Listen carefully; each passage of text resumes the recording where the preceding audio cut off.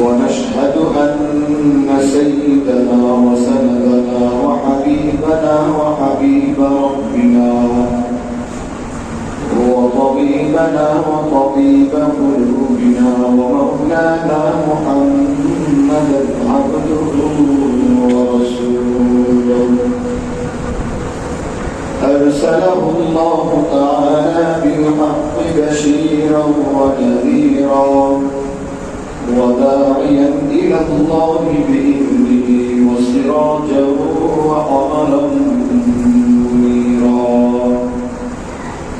أما بعد فأعوذ بالله من الشيطان الرجيم. بسم الله الرحمن الرحيم. يا أيتها النفس المطمئنة ارجعي إلى ربك راضية مرضية فادخلي في عبادي وادخلي جنتي. وقال رسول الله صلى الله عليه وسلم: تركت فيكم أمرين لن تضلوا ما تمسكتم بهما كتاب الله وسنة رسوله أو كما قال عليه الصلاة والسلام. صدق الله العظيم وصدق رسوله النبي الكريم ونحن على ذلك من الشاهدين والشاكرين والحمد لله رب العالمين. لا إله إلا الله لا إله إلا الله لا إله إلا الله لا إله إلا الله لا إله إلا الله لا إله إلا الله لا إله إلا الله لا إله إلا الله لا إله إلا الله لا إله إلا الله لا إله إلا الله لا إله إلا الله لا إله إلا الله لا إله إلا الله. الله الله يا مبارك نام ہے اللہ اللہ کیا مبارک نام ہے اللہ اللہ عاشقوں کا کام ہے. لا إله إلا الله لا إله إلا الله لا إله إلا الله لا إله إلا الله لا إله إلا الله لا إله إلا الله لا إله إلا الله محمد رسول الله صلى الله عليه وسلم. إن الله وملائكته يصلون على النبي يا أيها الذين آمنوا صلوا عليه وسلموا تسليما. اللهم صل على محمد وعلى آل محمد كما صليت على إبراهيم وعلى آل إبراهيم إنك حميد مجيد. اللهم بارك على محمد وعلى آل محمد كما باركت على إبراهيم وعلى آل إبراهيم إنك حميد مجيد بلغ العلا بكماله كشف الدجى بجماله حسنت جميع مصالحه صلوا عليه وآله صلوا على صدرنا من مصطفى ما جاء إلا رحمة للعالمين رب اشرح لي صدري ويسر لي أمري واحلل عقدة من لساني يفقهوا قولي علم الإنسان ما لم يعلم رب زدني علما اللهم أعطني علما نافعا وعملا صالحا وفهما كاملا الرحمن علم القرآن وخلق الإنسان علمه البيان جزى الله عنا محمدا ما هو أهله جزى الله عنا محمدا ما هو أهله جزى الله عنا محمدا ما هو أهله جزى الله عنا محمدا ما هو أهله جزى الله عنا محمدا ما هو أهله جزى الله عنا محمدا ما هو أهله جزى الله عنا محمدا ما هو أهله استغفر الله ربي من كل ذنب وأتوب إليه لا حول ولا قوة إلا بالله العلي العظيم الحمد لله أنا رب العالمين الرحمن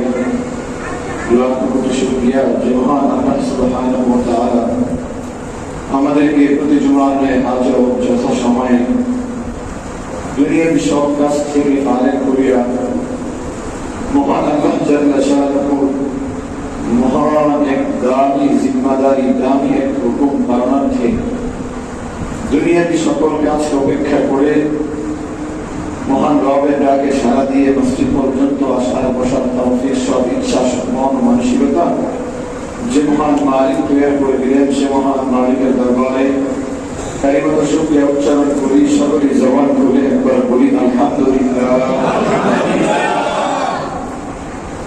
আল্লাহ সুবহানাহু ওয়া তাআলা আমাদেরকে মহব্বত করে ভালোবেসে অসংখ্য অগণিত মানুষের মধ্য থেকে বাছাই করিয়া আল্লাহ রাব্বুল আলামিনের কুদরতি কদমে সিজদা দেওয়ার মতো সৌভাগ্য সুনসিব দান করলেন। এজন্য আরেকবার শুকরিয়া আদায় করি, সকলে জবান খুলে বলি আলহামদুলিল্লাহ।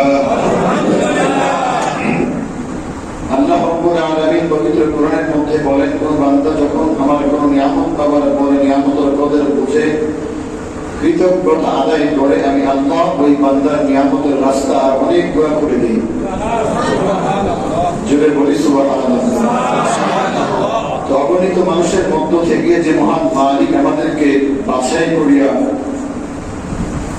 আল্লাহ রাব্বুল আলামিনের ঘর পর্যন্ত আসার বসার তৌফিক দান করলেন, আল্লাহ সুবহানাহু ওয়া তাআলা দয়া আর মেহেরবানি ছাড়া কোনদিন সম্ভব। আল্লাহ রাব্বুল আলামিনের দয়া অনুগ্রহ ছাড়া কোন সময় কোনদিন সম্ভব। আমার আপনার মতো কত মানুষ হাসপাতালে গেলে দেখা যায় অনেক মানুষ বিভিন্ন ধরনের সমস্যায় জর্জরিত হইয়া হাসপাতালের বেডে শুয়ে কাতরাচ্ছে, এমন মানুষ আছে না নেই?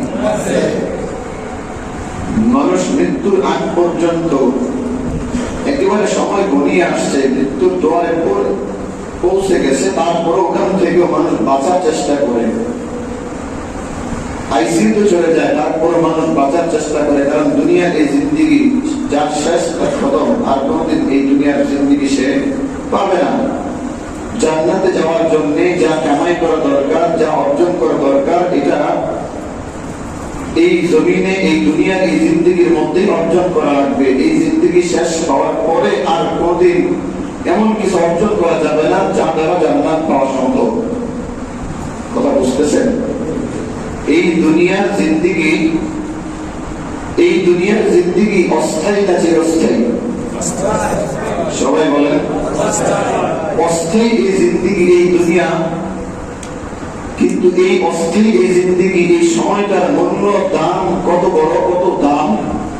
বলে এই অস্থায়ী জিন্দেগির মধ্যেই আমাকে নির্ণয় করে দিবে আমি কি জান্নাতি না আমি জাহান্নামী। অস্থায়ী এই জিন্দেগি, স্থায়িত্ব নেই এই জিন্দেগি। জিন্দেগি তিনটা, যেমন মানুষ যখন মায়ের গর্ভে থাকে ওটা এক জিন্দেগি, মায়ের গর্ভের এক জিন্দেগি, ওটাও অস্থায়ী, ওটা চিরস্থায়ী না। ওটা চিরস্থায়ী, ওটা চিরস্থায়ী না, ওটা অস্থায়ী। ওখানে থাকার পর ওই জিন্দেগির কোনো হিসাব দিবে না। ওই জিন্দেগির মধ্যে কি উল্টা পাল্টা করছো, গুনাহ করছো, নামাজ পড়ো না, এগুলো কোনো হিসাব মায়ের গর্ভে থাকা অবস্থা কোনো হিসাব আল্লাহ তাআলা নেবে না। পরবর্তীতে যেই জিন্দেগির মধ্যে পদার্পণ করলাম, দুনিয়ার বুকে আসলাম, এই জিন্দেগি অস্থায়ী জিন্দেগি, কিন্তু এটার হিসাব নিকাশ আছে কি নাই? এবং কেমন দাম এটার। পরে এই অল্প সময় 50-60 বছরের এই জিন্দেগিটাই আমাকে নির্ণয় করে দিবে। এই জিন্দেগির পরে আরো একটা জিন্দেগি আছে, সেই জিন্দেগি শুরু হবে কিন্তু কোনোদিন শেষ হবে না। শুরু হবে ঠিক, শুরু হবে ঠিক, শুরু আছে কিন্তু শেষ নাই। সেই জিন্দেগি পরকালের জিন্দেগি। সেই জিন্দেগি কোনটা? শুরু আছে কিন্তু কি নাই, শেষ নাই। ওই পরকালের জিন্দেগির মধ্যে কি জান্নাতে যাব, কি জাহান্নামে যাব, কার স্থান জান্নাতে হবে, কার স্থান জান্নাতুল ফেরদাউসে হবে, কার স্থান জাহান্নামে হবে, ওটা পরকালের জিন্দেগির হিসাবটা, নির্ণয়টা এই অস্থায়ী এই দুনিয়ার মধ্যেই হিসাব নিকাশ পরিষ্কার। ঠিক না বেশি?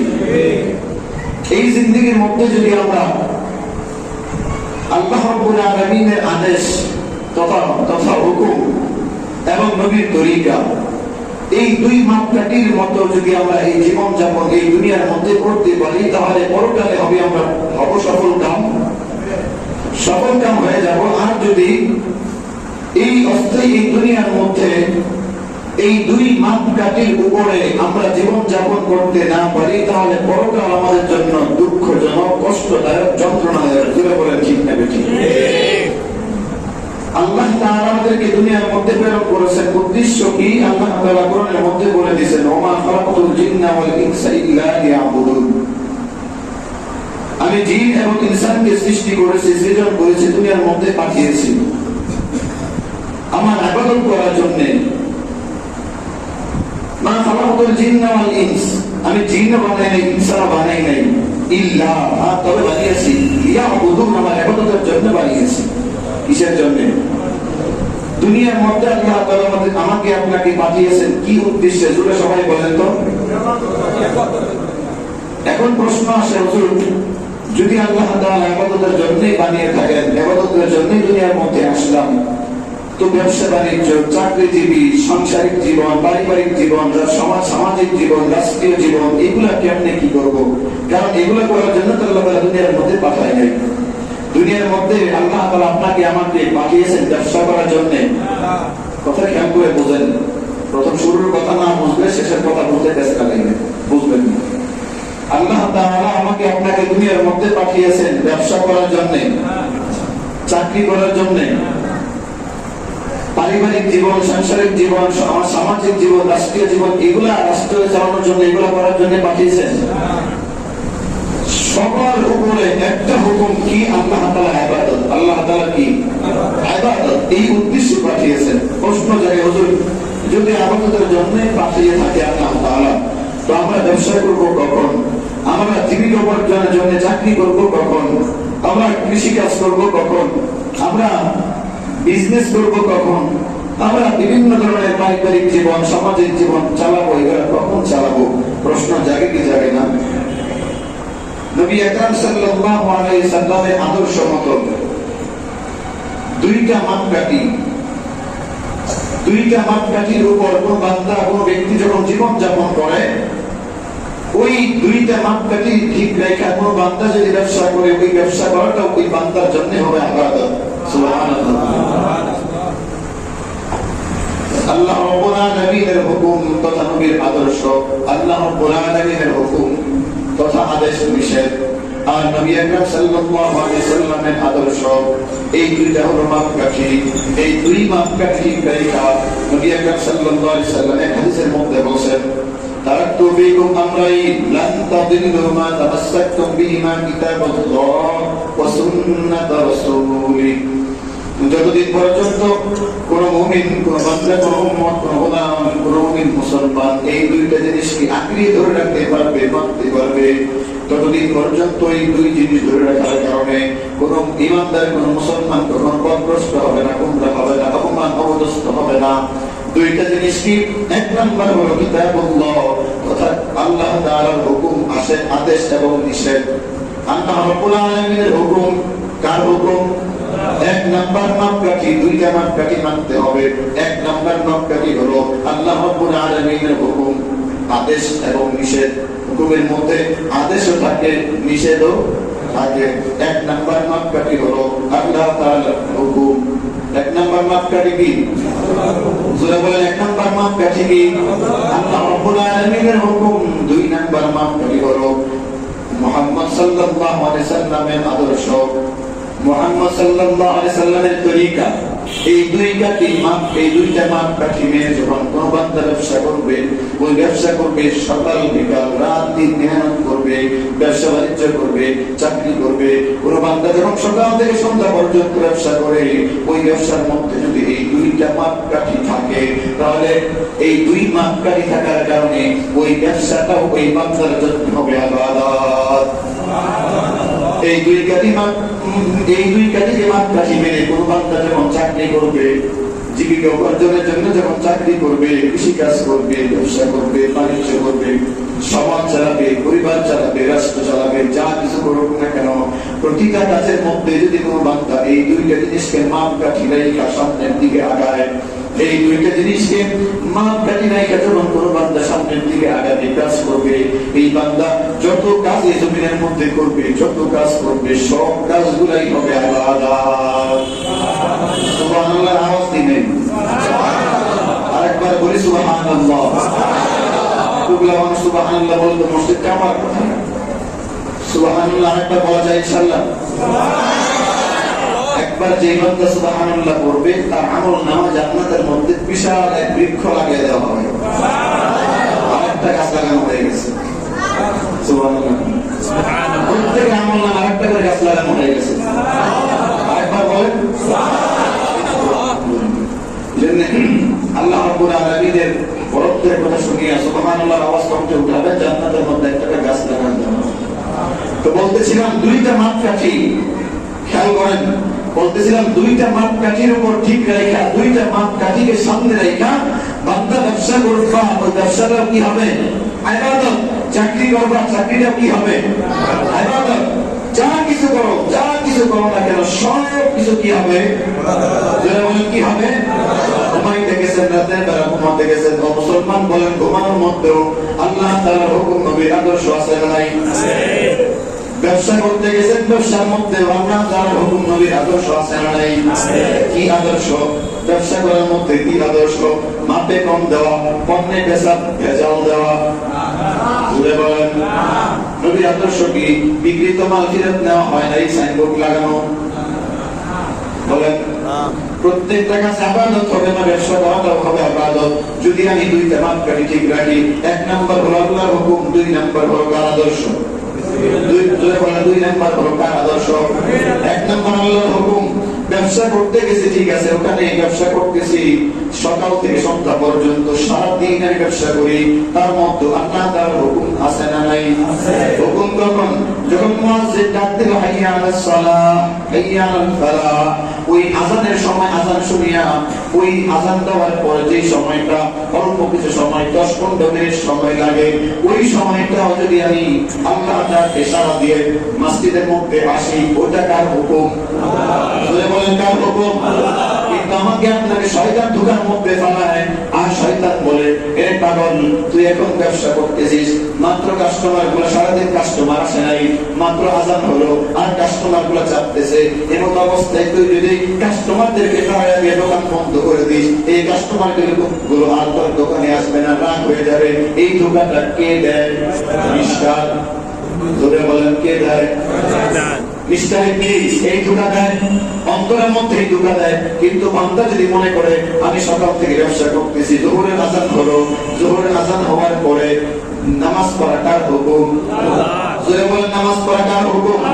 যোহরের নামাজ পড়ার জন্য যদি আমি নামাজ আযান শুনিয়া যদি আমি মসজিদের মধ্যে চলে আসি, সকাল থেকে যোহর পর্যন্ত যে সময়টা আমি ব্যবসা করলাম, এই সময়ের মধ্যে কিন্তু আমি জিকির করি নাই, নামাজ পড়ি নাই, এই সময়ের মধ্যে কোরআন তেলাওয়াত করি নাই, এই সময়টা শুধু আমি ব্যবসা করেছি। কিন্তু আযান শোনা মাত্রই আমি সব কাজ বাদ দিয়া আল্লাহ তাআলার হুকুম, আল্লাহ তাআলার আদেশ মানার জন্য আমি মসজিদের মধ্যে চলে গেলাম। বলে সকাল ফজরের পর থেকে নিয়ে দুপুর পর্যন্ত যে সময়টা ব্যবসা করলাম, ওই পুরো সময়টা আমার আমলনামায় হবে ইবাদত। আমার যোহরের আযান হলো, যোহরের নামাজ পড়ে আমার যখন বের হইলাম, আমার ব্যবসা শুরু। যোহর থেকে আসর পর্যন্ত ব্যবসা করতেছি। আসরের আযান যখন মাইকে মুয়াজ্জিন আযান দিল, আযান শুনিয়া ব্যবসার ওই শাটারটা দোকানটা লাগাইয়া, শাটার লাগাইয়া বন্ধ করিয়া আল্লাহর হুকুম মানা লাগবে, না হলে ব্যবসার মধ্যে ব্যবসাটা আমার ইবাদত হবে না। মনে আছে দিন? আল্লাহর হুকুম মানা লাগবে। আল্লাহর হুকুম যদি আমি না মানি, আমার ব্যবসা করা ইবাদত হবে না, আমার বাণিজ্য করা, আমার চাকরি করা, আমার কৃষিকাজ করা, কোনো কিছুই কিন্তু ইবাদত হবে না। দুই ইবাদত হওয়ার জন্য দুইটা শর্ত। কয়টা শর্ত? জোরে বলেন কয় শর্ত? এক নাম্বার শর্ত হলো আল্লাহ তাআলার হুকুম মানা লাগবে। দুই নাম্বার শর্ত হলো নবীর তরিকা থাকা লাগবে। ওই এক নাম্বার শর্ত। আসরের আযান হলো, যোহরের নামাজ আদায় করে যখন বের হইলাম, আসরের আযান হলো, কাস্টমার চাপতেছে বেশি, শয়তান তাদেরকে ধোঁকা দেয়।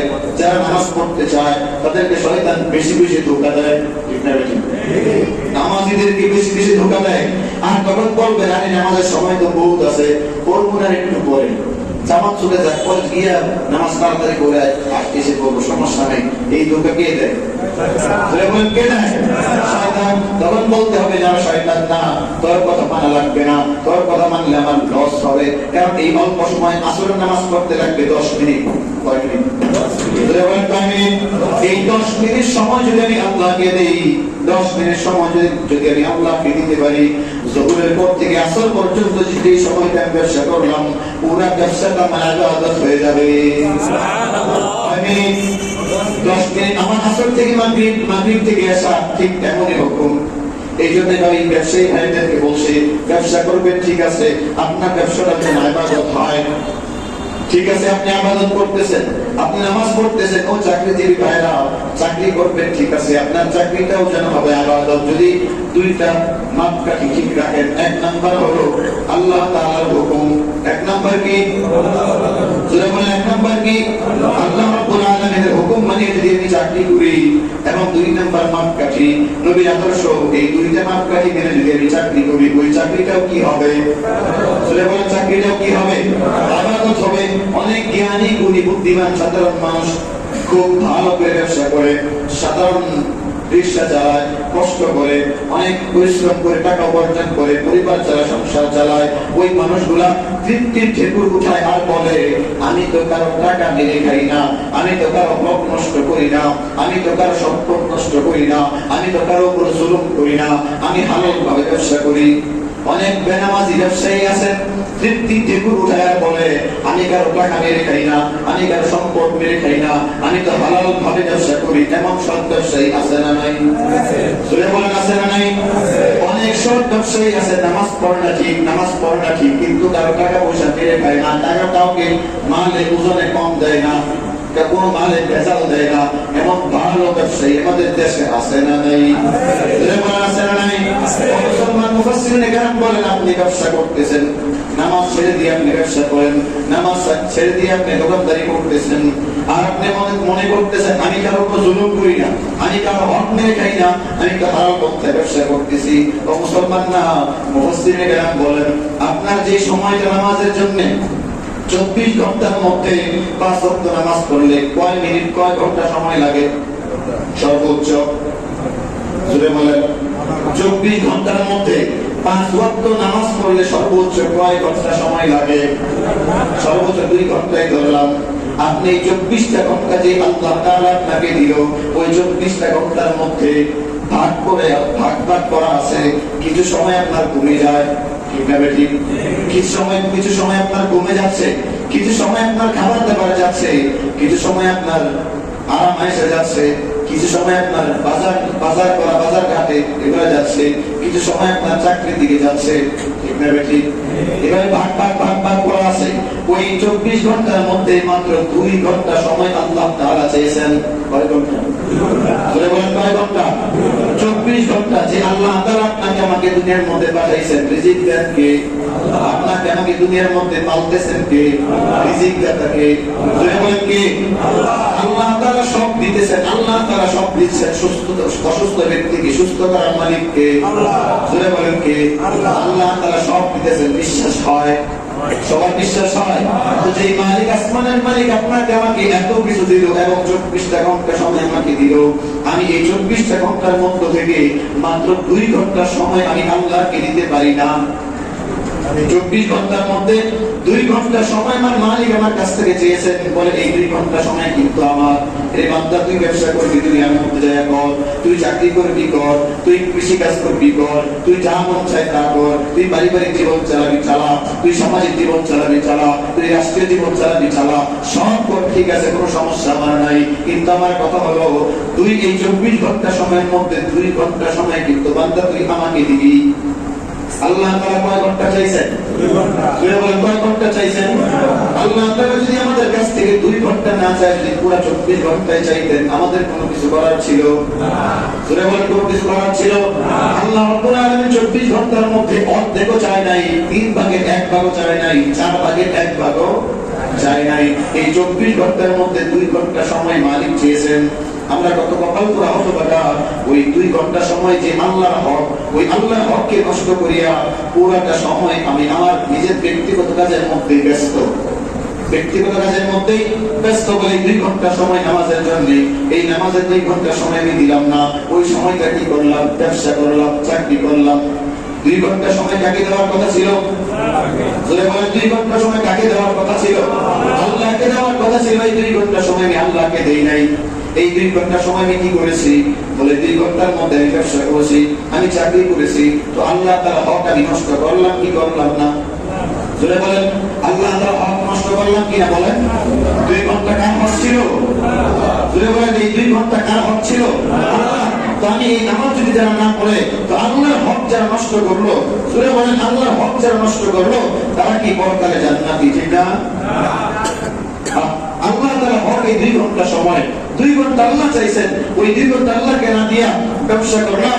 মুফাসসিরিনে কেরাম বলেন, যে সমস্ত ভাইরা মনে তৃপ্তি ঢেকে ওঠার পরে, আমি তো সৎ একজন ব্যবসায়ী, আমি কারো হক মেরে খাই না, আমি কারো উপর জুলুম করি না, আমি তো ওজনে কম দেই না, আমি তো সঠিক পন্থায় ব্যবসা করার চেষ্টা করি, এই তৃপ্তি ঢেকে যারা উঠায়, তারা যদি নামাজ না পড়ে, তাহলে কার হক মেরে খাইল? মানুষের হক মারে নাই, কার হক মারছে? আল্লাহর হক মারছে। সময়টা আল্লাহর হক নষ্ট করছেন। আপনার ওই কামাই রোজগারটা, ওই 2 ঘন্টা সময়ের যে ইনকামটা, যে কামাইটা, ওটা হালাল না হারাম, ওটা সংবিধান। মুসলমান, আপনি রিক্সা চালাইতেছেন, আপনি 24 ঘন্টার মধ্যে পুরো সময় আপনার জিন্দেগি চলতেছে, কোনো সমস্যা নাই। 2 ঘন্টা আল্লাহ চেয়েছেন, কিন্তু আল্লাহকে 2 ঘন্টা দিলেন না। আপনি রিক্সা চালান, আপনার হালাল পয়সা উপার্জন করেন, ঠিক আছে, কিন্তু এই 2 ঘন্টা তো আল্লাহ। ওই 2 ঘন্টা সময় যে আপনি রিক্সা চালাইতেছেন, টাকা উপার্জন করতেছেন, যেই টাকাটা আপনি উপার্জন করতেছেন, ওই টাকাটাকে আপনার জন্য হালাল না হারাম? সংবিধান। মুফাসসিরিনে কেরাম বলছেন, সংবিধানের মধ্যে আছে টাকাটা হালাল না হারাম। এই জন্য ভাই, আমরা যে কাজ করবো, প্রতিটা কাজের মধ্যে 2টা মাপকাঠি। 1 নাম্বার কি? কার হুকুম? মনে রাখবেন, যারা যে কাজ দুনিয়ার মধ্যে যে কাজ করবো, সব কাজ আমার ইবাদত হবে। আমি ঘুমাচ্ছি, ওই ঘুমটাও কি হবে? ইবাদত হয়ে যাবে, যদি নাকি আমার 2টা মাপকাঠি ঠিক থাকে। 1 নাম্বার মাপকাঠি হলো কার হুকুম? 1 নাম্বার মাপকাঠি হলো আল্লাহ রাব্বুল আলামিনের হুকুম ঠিক রাখতে হবে। আল্লাহ রাব্বুল আলামিনের হুকুমের মধ্যে নামাজ কাজা দেওয়া আছে। আল্লাহ তাআলার হুকুমের মধ্যে, আদেশ নিষেধের মধ্যে ঘুষ খাওয়া, ঘুষ নেওয়া আছে। কথা বলেন। আর মনে করি না ঘুষ খেলেছিলাম, সমস্যা কি? আমার টাকা দিয়ে টাকা কামাইতেছি, সমস্যা কোথায়? টাকা দিয়ে টাকা আসতেছে, মানে ধার দেয় না, লাভে সুদে আসলে টাকা লাগায়, এমন ভালো লোক সব লোক আমাদের দেশে আছে না নাই? আলোচনা বলেন আছে না নাই? মুসলমান সুদ খাওয়া কেমন গুনাহ আপনি কি জানেন না? সুদ খাওয়া কেমন গুনাহ? বলে সর্বপ্রথম সবচেয়ে বড় গুনাহ যেটা, এটা হলো আপন মায়ের সাথে জিনা করা। নাউজুবিল্লাহ। যারা কম নাই তারা মনে হয় এটা জিনিসটা সহি হাদিস মনে করবেন। জুড়ে বলেন নাউজুবিল্লাহ। গুনাহটা কি ছোট না বড়? প্রথম নাম্বারে গুনাহ সুদ করবো, সুদ ভাইরা ভাই হাত দিয়ে বলি, যারা সুদ খাচ্ছেন, যারা সুদে লাভে টাকা লাগাইতেছেন, তাদের এক নাম্বার গুনাহ হচ্ছে আপন মায়ের সাথে জিনা করা। এই জমিনের মধ্যে এমন কোন ব্যক্তি পাওয়া যাবে যে ব্যক্তিটা একেবারে সমাজের নিকৃষ্ট পাপিষ্ঠ জঘন্য কোন ব্যক্তি এমন পাওয়া যাবে না যে লোকটা আপন মায়ের সাথে জিনা করে? পাওয়া যাবে না। এমন জঘন্য এমন পাপিষ্ঠ যুবক, এমন পাপিষ্ঠ জঘন্য মানুষ আমাদের সমাজে নাই। সমাজে যদি থাকে মানুষ কি লইয়া লাইকা মেরে দেবো, ঠিক না? কথা বলেন। এলাকার মধ্যে যদি এমন কোন সংবাদ পায় যে আপন মায়ের সাথে জিনা করেছে কোন লোক, কোন পুরুষ, তাহলে এলাকার মানুষ তাকে কি করবে? আদর্শ করবে, ঠিক না? লাঠি উষ্টা দিয়ে তারা খতম করবে, ঠিক না? ঠিক। মুসলমান যারা সুদ খাচ্ছেন, প্রথম এক নাম্বার গুনাহ, সবচেয়ে বড় গুনাহ যেটা, এটা হলো আপন মায়ের সাথে জিনা করা। এটা যদি আপনার বোধগম্য হয়, এটা যদি আপনার মাথার মধ্যে আসে, আর আপনি যদি একজন চিন্তাশীল ব্যক্তি হয়ে থাকেন, বুদ্ধিমান জ্ঞানী ব্যক্তি হয়ে থাকেন, আজ থেকে তওবা করবেন। অতীতে যা করছেন সব পাপ, অতীতে যা করছেন সব পাপ তওবা করবেন, মাফ করবেন কে? আর যদি বলেন কে মাফ করবেন? যত বড় গুনাহ হোক না কেন, বান্দা যখন হাত উঠায় তওবা করে, খাস দিলে যখন তওবা করে, অতীতের সব গুনাহ আল্লাহ তাআলা মাফ করে দেন। বান্দাকে এমন ভাবে মাফ করেন যেমন বান্দার কোনো গুনাহই নাই। পয়গম্বর মুসা আলাইহিস সালাতু ওয়াস সালাম ঘটনাটা একদিন বলছিলাম। পয়গম্বর মুসা আলাইহিস সালাতু ওয়াস সালাম একদিন আল্লাহকে বললেন, ও আল্লাহ, এই জমিনের মধ্যে, সকালবেলা বলতেছেন, হে আল্লাহ, এই জমিনের মধ্যে, এই দুনিয়ার মধ্যে সবচেয়ে নিকৃষ্ট পাপিষ্ঠ জঘন্যতম মানুষটা কি আমি দেখতে চাই। আল্লাহ রাব্বুল আলামিন বললেন, ও মুসা, ওই পাহাড়ের দিকে তাকিয়ে থাকো, ওখান থেকে ওই পাহাড়ের ওই প্রান্ত দেশ থেকে ওই চিপা রাস্তা দিয়ে যে ব্যক্তিটা সর্বপ্রথম বেরিয়ে আসবে, ওই ব্যক্তিটাই এই জমিনের সবচেয়ে বড় গুনাহগার, সবচেয়ে বড় পাপিষ্ঠ, সবচেয়ে বড় জঘন্য। পয়গম্বর মুসা আলাইহিস সালাম তাকায় রইলেন, দেখলেন একটা ব্যক্তি আসতেছেন, আর পয়গম্বর মুসা আলাইহিস সালাম অন্তরের মধ্যে একটা ঘৃণা পোষণ করলেন, আর মনে মনে বলতেছেন, এই লোকটা কত বড় জাহান্নামী, পাপিষ্ঠ, জঘন্য, এর চাইতে পাপিষ্ঠ জঘন্য মানুষ এই জমিনের মধ্যে আর নাই। কে বলছেন? আল্লাহ। বলেন কে বলছেন? আল্লাহ রাব্বুল আলামিনকে পয়গম্বর মুসা আলাইহিস সালাতু ওয়াস সালাম আবার বললেন, হে আল্লাহ, আমি এই জমিনের মধ্যে সবচেয়ে ভালো, সবচেয়ে নেককার জান্নাতি মানুষটাকে আমি দেখতে চাই, আমাকে এক নজরে দেখান। আল্লাহ তাআলা বলেন, হে মুসা, ওই জঙ্গলের দিকে তাকিয়ে থাকো, এই জঙ্গল দিয়ে যেই লোকটা সর্বপ্রথম বের হবে, সর্বপ্রথম যেই লোকটা এই জঙ্গল দিয়ে বের হবে, জঙ্গল থেকে বের হবে, ওই লোকটাই এই জামানার সবচেয়ে বড় বলি, সবচেয়ে বড় বুদ্ধিমান, সবচেয়ে বড় জ্ঞানী এবং জান্নাতি একজন মানুষ। সুবহানাল্লাহ। পয়গম্বর মুসা আলাইহিস সালাম অধীর আগ্রহে তাকায় আছেন, জান্নাতি মানুষটাকে দেখতে এক নজর, ভালো মানুষ জান্নাতি মানুষটাকে একটা নজর দেখতে অধীর আগ্রহে তাকায় আছেন। অনেক তাকিয়ে থাকার পর দেখতেছেন ওই লোকটা আসতেছে, ধীরে ধীরে ধীরে ধীরে তার সামনে আসার পর পয়গম্বর মুসা আলাইহিস সালাম তাকিয়ে দেখলেন, সকালবেলা যেই লোকটা বের হয়েছিল, সন্ধ্যাবেলা ওই ব্যক্তিটাকে আল্লাহ তাআলা বলতেছেন সবচেয়ে দামি, শ্রেষ্ঠ। আল্লাহ তাআলাকে পয়গম্বর মুসা বললেন, ও দয়াময় মালিক, আপনি আপনার লীলাটা আমি কিছু বুঝলাম না। আমি দুনিয়ার সবচেয়ে নিকৃষ্ট পাপিষ্ঠ জঘন্যতম মানুষটাকে দেখতে চাইলাম, আপনি যাকে আমাকে সকালবেলা দেখাইলেন, আমি সন্ধ্যাবেলা আবারও ওই আমি একজন ব্যক্তিকে, দুনিয়ার সবচেয়ে ভালো জ্ঞানী গুণী বুদ্ধিমান জান্নাতি মানুষকে দেখতে চাইলাম, আপনি ওই ব্যক্তিটাকে আমার দিকে দেখাইলেন, আমাকে দেখাইলেন, কারণ কি বুঝলাম না। আল্লাহ রাব্বুল আলামিন জানাই দিলেন, এই পয়গম্বর মুসা, তুমি যখন সকালবেলা দেখতে চাইছো দুনিয়ার সবচেয়ে নিকৃষ্ট পাপিষ্ঠ জঘন্যতম মানুষ দেখতে চাইলা, এই লোকটাই ছিল দুনিয়ার সবচেয়ে পাপিষ্ঠ জঘন্য নিকৃষ্ট মানুষ। আমার এই লোকটা তোমার সামনে হেঁটে হেঁটে হেঁটে জঙ্গলের মধ্যে যাইয়া সারাটা দিন সকাল থেকে সন্ধ্যা পর্যন্ত নিজের অতীতের সমস্ত গুনাহ থেকে তওবা করলো, দোয়া করলো, খাস দিলে দোয়া করলো, আর বললো, হে মালিক, আমি যে গুনাহ করেছি আমার গুনাহের খবর পৃথিবীর কেউ জানে না, আপনি জানেন। আমি যে অপরাধ করেছি, আমার অপরাধের খবর আমার সন্তান জানে না, আমার স্ত্রী জানে না, আমার বিবি আমার বাচ্চা কেউ জানে না, আমার গুনাহের খবর কেউ না জানলেও একজন জানেন, তিনি কে? আল্লাহ, আপনি যদি মাফ না করেন আমি কার দুয়ারে গিয়ে হাত উঠাবো? এই বান্দাটা অনয় বিনয় করে সকাল থেকে কান্না করতে করতে করতে করতে যখন বুক ভাষায় ফেলছে, কান্না করতে করতে, আর আমি তো রহমানুর রহিম, আমি আল্লাহ ওই ব্যক্তিটাকে এমন ভাবে মাফ করলাম যে ব্যক্তিটাকে আমি এমন ভাবে মাফ করলাম, তাকে বেগুনাহ মাসুম বানায় দিলাম, নিষ্পাপ, তার কোনো গুনাহই নাই।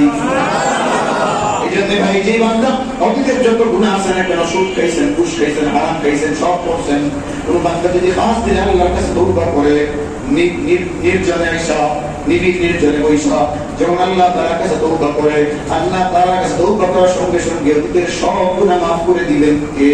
আল্লাহ। কিন্তু ভাই, আমাদেরকে শয়তান ধোঁকা দেয়। এই একটা বিষয় দিয়ে শয়তান আমাদেরকে ধোঁকা দেয়। শয়তান আমাদেরকে বলে, আরে যত গুনাহ করবি মাফ চাবি আল্লাহর কাছে মাফ হয়ে যাবে, তো এত আগে নামাজ ধরে কি দরকার?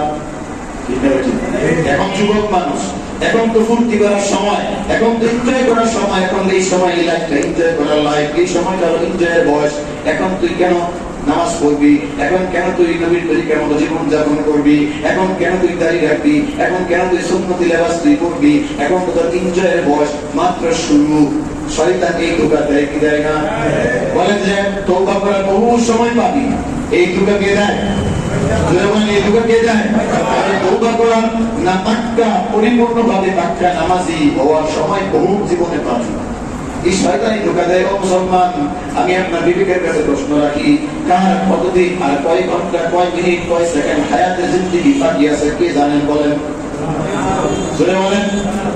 শুধু মানুষ কেন, কোন নবীরা পর্যন্ত জানতেন না কার হায়াত কতদিন বাকি আছে। মানুষ দূরের কথা, মানুষ বাদ দিলাম, নবীরা পর্যন্ত জানতেন না কার হায়াত আর কতদিন বাকি আছে, নবীরা জানতেন না। তো আপনাকে আমাকে শয়তান ধোঁকা দিচ্ছে।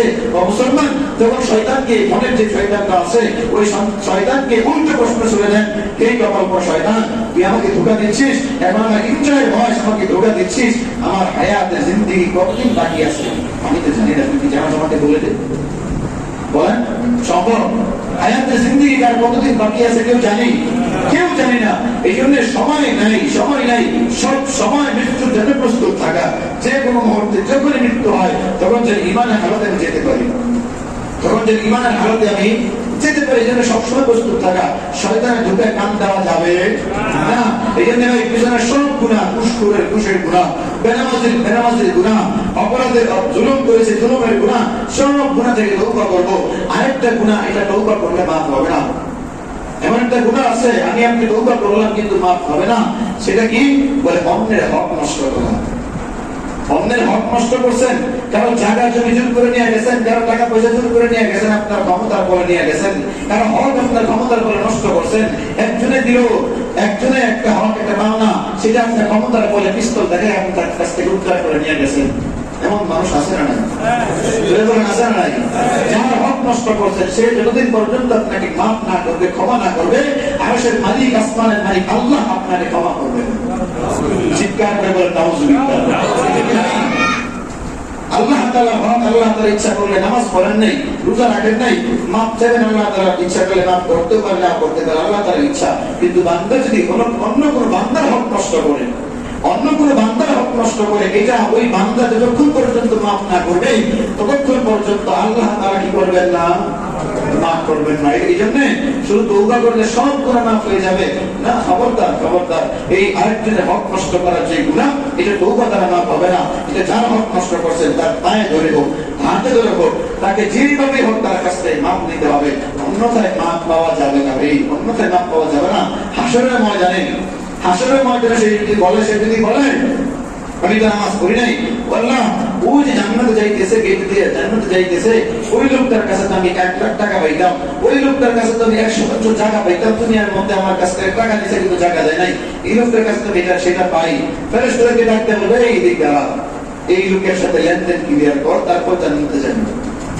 লেনদেন কি করার?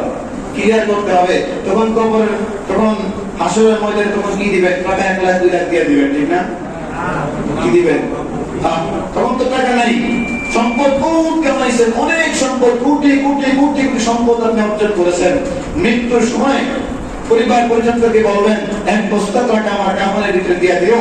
ফেরেশতারা যদি প্রশ্ন করে উত্তর দিতে না পারলে, দুনিয়ার মধ্যে বিভিন্ন জায়গায় যখন আটকা পড়ে গেছি, বিভিন্ন জায়গায় ঘুষ টুস দিয়ে ছুটতে পারছি, ফেরেশতারা যখন আটকা পড়ে তখন কিছু দিতে পারি, এই জন্য এক বস্তা আমার কবরে দিয়ে দিও বলবেন। ঠিক আছে না? দিয়ে দিলে কাজে লাগবে। হাসরের ময়দানে টাকা পয়সার কাজে আসবে না।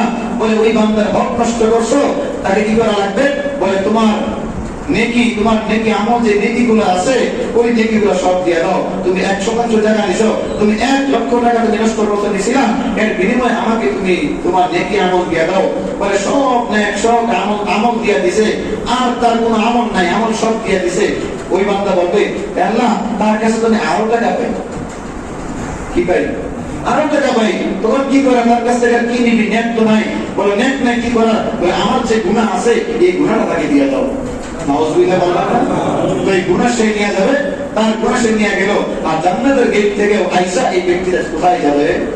জাহান্নামে। আল্লাহ তাআলা জাতিকে সহি বুঝ দান করুন, করি আমিন। ভাই বলতেছিলাম, দুইটা মাপকাঠি ঠিক রেখে যদি আমরা ব্যবসা করি, ব্যবসা হবে ইবাদত, চাকরি করি, চাকরি হবে ইবাদত, সব কাজ ইবাদত হবে। দুই মাপকাঠির মধ্যে 1 নাম্বার মাপকাঠি, 1 নাম্বার শর্তটা কি? ভুলে গেছে, অনেকে ভুলে গেছে। 1 নাম্বার মাপকাঠি হলো আল্লাহ তাআলার হুকুম, আর 2 নাম্বার মাপকাঠি হলো নবীর আদর্শ। কার আদর্শ? জোরে বলেন, কার আদর্শ? নবীর আদর্শ। কোন নায়ক নায়িকার আদর্শ মানলে চলবে না। নবীর আদর্শ মানবো। নবীর আদর্শ মাইনা যদি আমি সমাজ চালাই, নবীর আদর্শ মেনে যদি আমি রাষ্ট্র চালাই, নবীর আদর্শ মেনে যদি আমি পরিবার চালাই, সব চালাই, ওই নবীর আদর্শ মানা লাগবে। অনেকে বলে রাজনীতির কোরআনের মধ্যে আসেনি। রাজনীতি কোরআনের মধ্যে নাই, রাজনীতি কোরআনের মধ্যে নাই। বিশ্বাস করলে ইমান, না করলে ইমান থাকবে না। রাজনীতি সূরা ইউসুফের তরজমাগুলো বাড়ি থেকে পড়বেন, মোবাইলে ডাউনলোড করে দেখবেন। রাজনীতি কোরআনের মধ্যে নাই, মানে রাজনীতি শিখছেন করতে হবে। রাজনীতি কোরআনের মধ্যে নাই। আমরা যখন বিভিন্ন জায়গায় মাহফিলে যাই, বিভিন্ন জায়গায় যখন মাহফিলে যাই, অনেক পণ্ডিতরা সিরিক ধরায় দেয়, হুজুর কোরআন হাদিস থেকে আলোচনা করবেন, কোরআন হাদিসের বাহিরে আলোচনা করিয়েন না। অনেক পণ্ডিতরা, প্রধান অতিথি, বিশেষ অতিথিরা আমাদেরকে সিরিক ধরায় দেয়, বয়ান করার আগেই সিরিকটা ধরায় দেয়। এমন পরিস্থিতি আপনারা দেখছেন কি দেখেন নাই? মুসলমান বলেন, কোরআন এবং হাদিস ঘুষখোর বেনামাজির পক্ষে, বলেন কোরআন এবং হাদিস বোতল করতে পক্ষে, বড় বড় লম্বা লম্বা বোতল যারা কাদের পক্ষে, কোরআন এবং হাদিস দুর্নীতি এগুলোর পক্ষে। তো কোরআন হাদিস থেকে যদি কথা বলা হয়, সর্বপ্রথম ওই ঘুষখোর ধরা খাবে। ঠিক না? ঠিক। কোরআন হাদিস থেকে কথা বললেই ওই ঘুষখোর বেনামাজি বোতল খুরগুলো আগে ধরা খাবে। এই জন্য কোরআন হাদিস উলামায়ে কেরামদেরকে, হুজুরদেরকে আদেশ করবো না। উলামায়ে কেরামদের যেই এলাকার মধ্যে যেই বিষয় মুনাসিব মনে করবে, ওই বিষয় আলোচনা করবে, কোনো সমস্যা নাই।